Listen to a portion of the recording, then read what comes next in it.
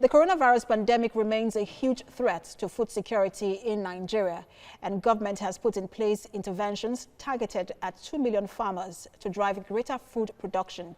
Local farmers still dealing with the impact of the pandemic and lockdown on their businesses seek to benefit from this scheme, as experts want it properly implemented. Lara Afolayan reports.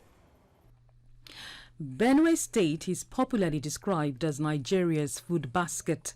This north-central state produces much of the country's staple foods.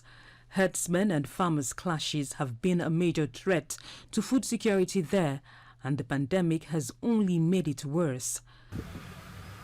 Weeks after the lockdown was lifted in Benue State, local farmers are back to farms, now overgrown with weeds. They get to work weeding and clearing, while lamenting COVID-19 associated depletion of their income sources. The Food and Agriculture Organization, International Fund for Agricultural Development, the World Bank and the World Food Programme have jointly raised concerns on the impact of COVID-19 on food security and nutrition. By providing improved agriculture input, such as seeds, tool, fertilizer, water access, irrigation support. And I think that it will help to support already the effort that have been made by the government over the last years. Because if you look at the Nigeria export figures and the Nigeria import figures on food, there is some improvement that have been made in this way. An Agric for Food and Job plan, which targets 2 million farmers, is one of government's intervention schemes at this time. It aims to boost local food supply and create agricultural employment. Subsistence farmers badly hit by the pandemic want these plans inclusive. The customers that were coming to buy for us, there are no more coming because of this COVID-19. So we don't get money to buy chemical to take care of those our farming. If the government can help us, give us fertilizer so that we could use to do our farm to help us.